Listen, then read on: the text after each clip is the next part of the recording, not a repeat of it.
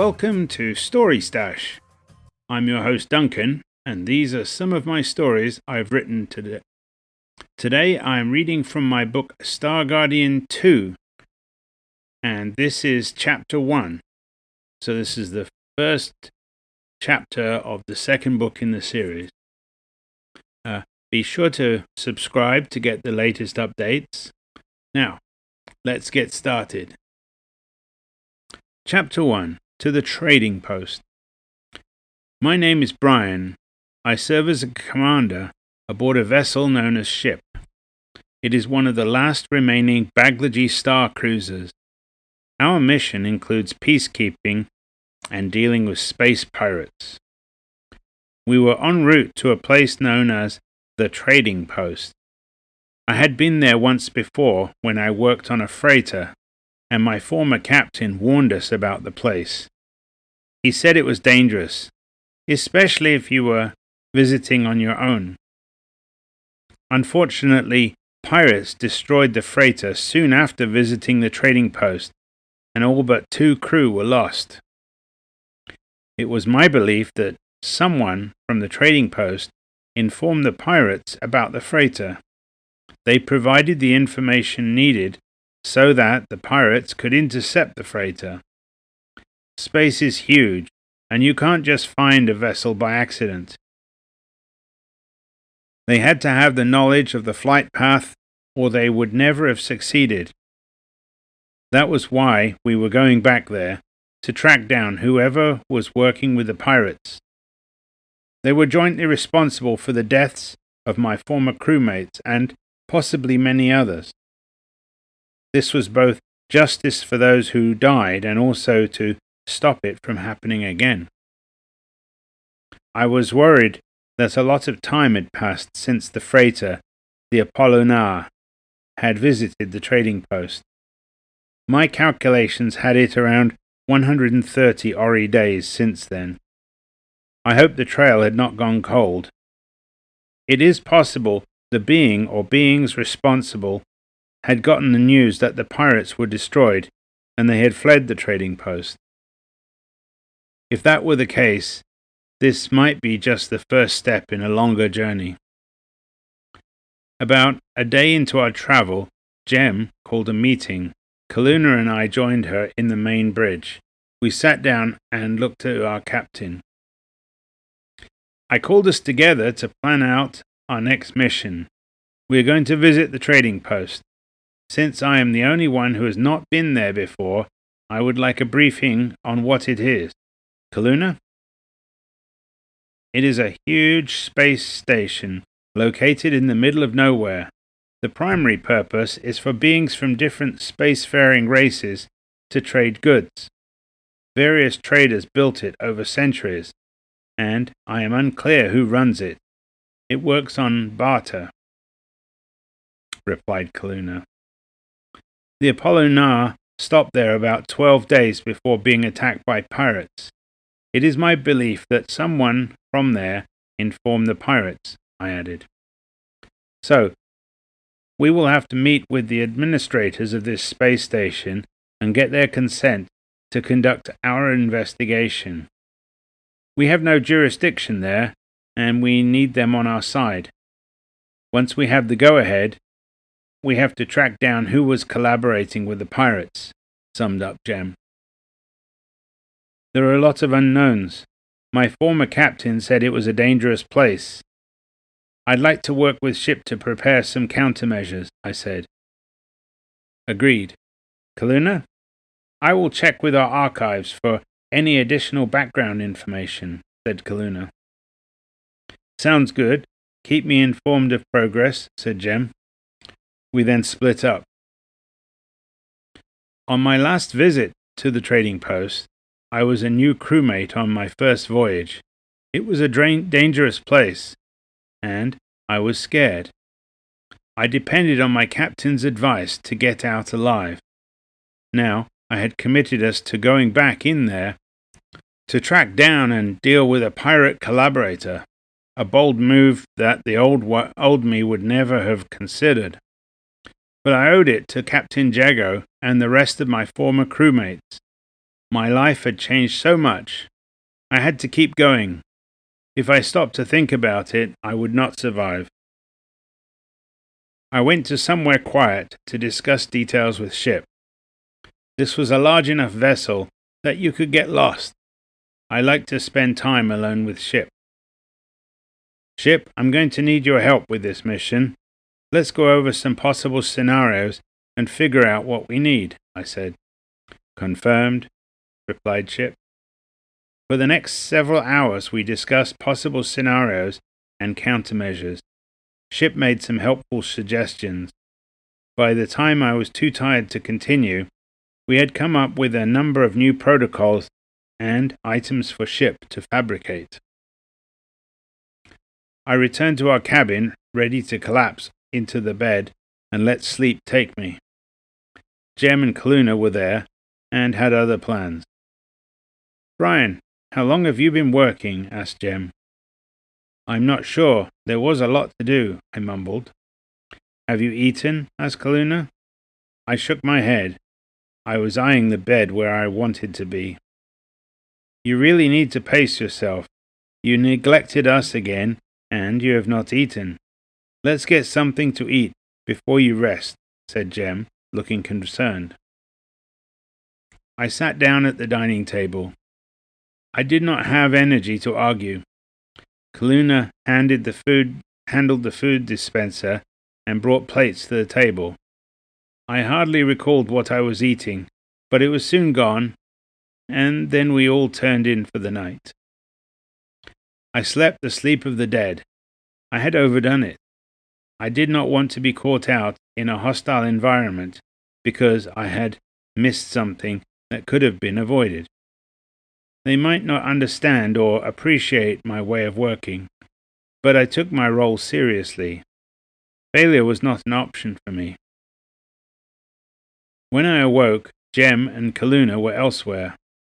I figured, and Ship confirmed, I had been asleep for a long time. I got up and did my usual morning activities. Then I checked in with Ship. "How are we doing, Ship?" I asked. "I have the probes completed and ready to deploy on arrival. The suits are ready for testing per your specifications. I have prepared your other items," replied Ship. "Excellent. Now I have a few more ideas. Let's go over them and see what we can do," I said. We went a couple more hours in discussion. Mostly, I was trying to come up with a response to any threat. Ship would tell me what was reasonable and what was impossible. After a couple of hours, I knew it was time to take a break and check in with Jem and Kaluna. Ship informed me they were up on the main bridge. I got myself a beverage when I arrived and sat down with them. "How nice to see you awake. How are you today?" asked Jem. "I am sorry about the other day. I pushed myself too far. There are too many unknowns and dangers. I was trying to cover them all," I said. "I appreciate you are thorough and you don't want us to fail," said Jem, smiling. I sipped on my beverage and smiled back. I smiled more often these days. I grew up among emotionally cold beings, and now I shared a life with two beings who cared about me. I did not want to lose them on this mission. "So, are you ready to see some of what Ship and I have come up with?" I asked. "Sure, Commander," replied Jem with a grin. I got up and picked up the items I'd left just out of view from them. I put them on the table and selected the first one. It looked like the device that is used for implanting an ID chip in your arm. This first item falls under the Get Home Safe category. This device will implant a second chip, which, when dormant, will appear no different from an ID chip. It should pass any security scans. I pointed to the device to a location and pressed the trigger. The pain was brief.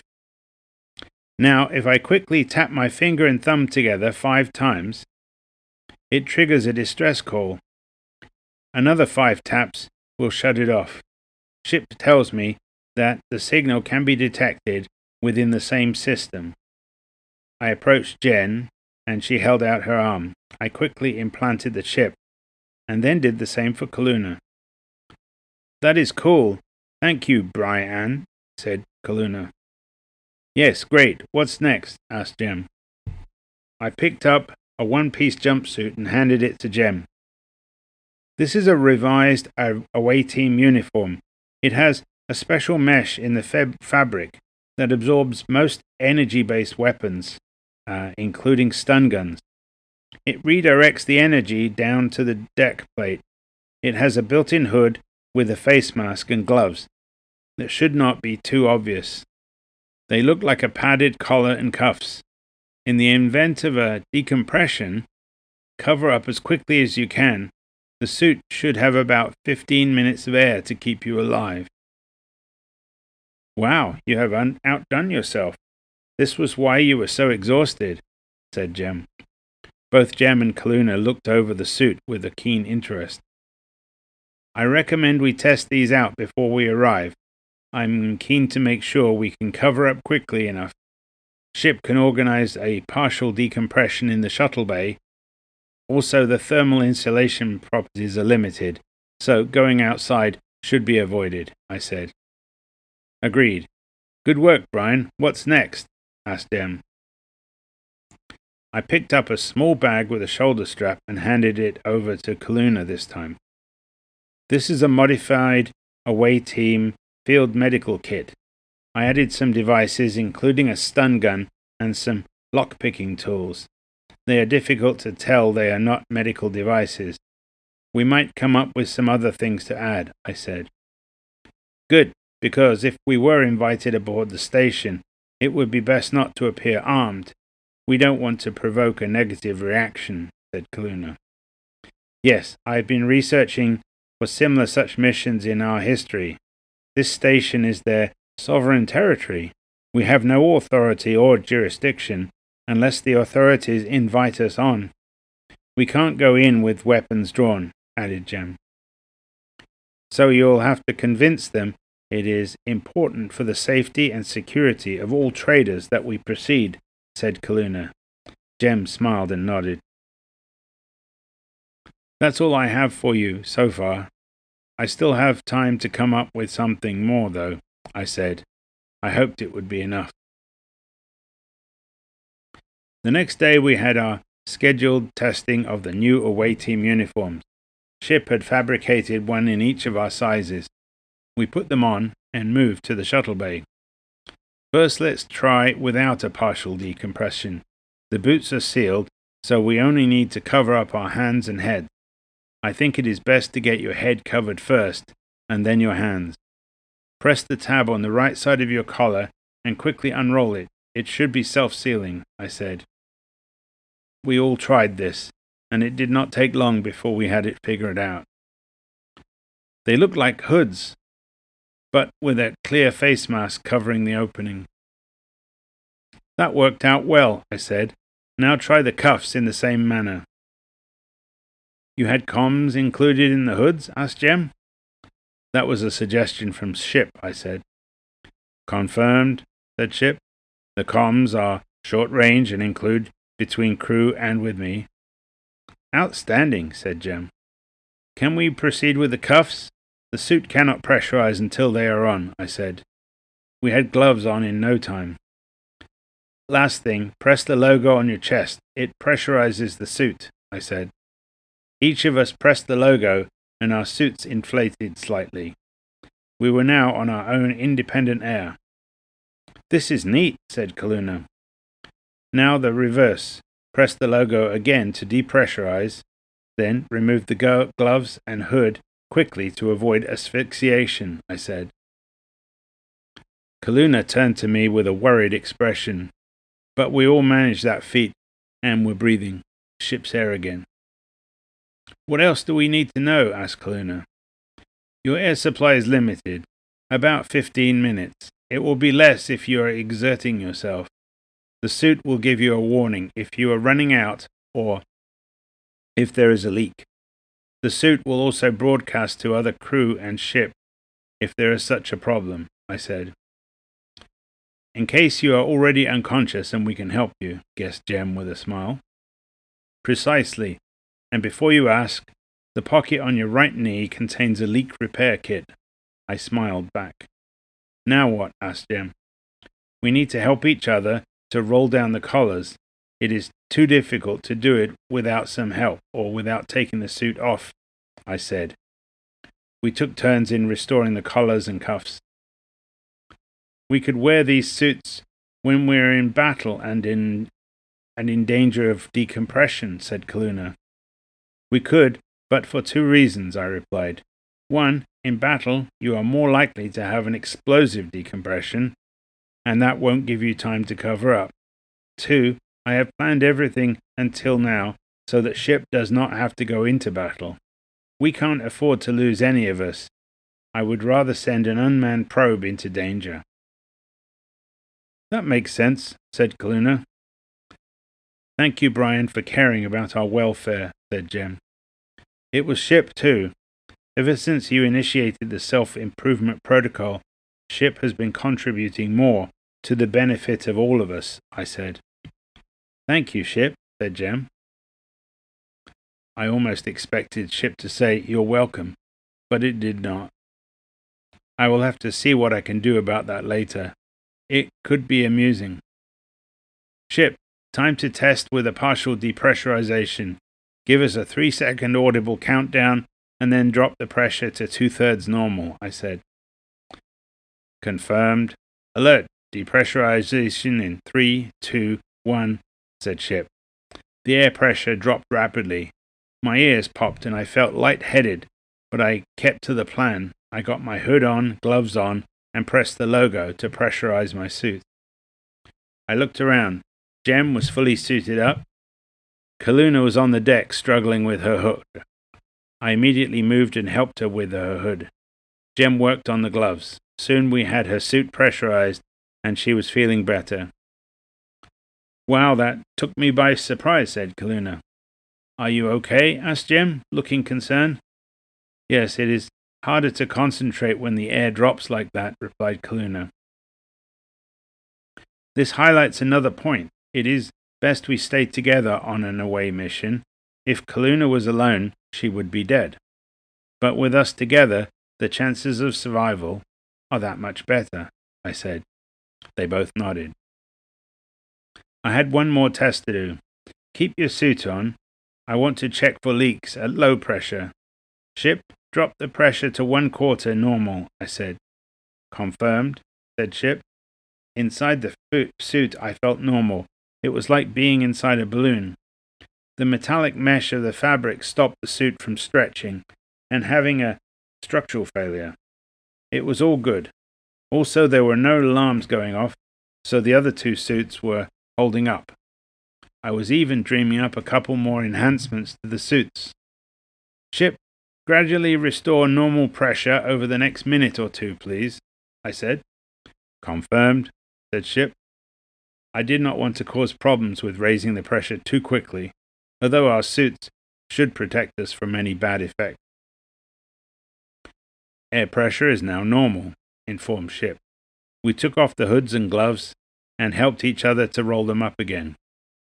Ship, standing order. No one is to test these suits in here alone. At least 2 and preferably 3 of us are to be here together. Any violation and you are to refuse to comply with testing, said Jem. Confirmed, said Ship. It made sense. Good job, Brian. Let's go get some rest. We can practice this again tomorrow, said Jem. We all left the shuttle bay and returned to our cabin. Well, that's the end of Chapter 1. And next episode, we've got Chapter 2, The Trading Post. So I hope you'll join me then. Until then, goodbye.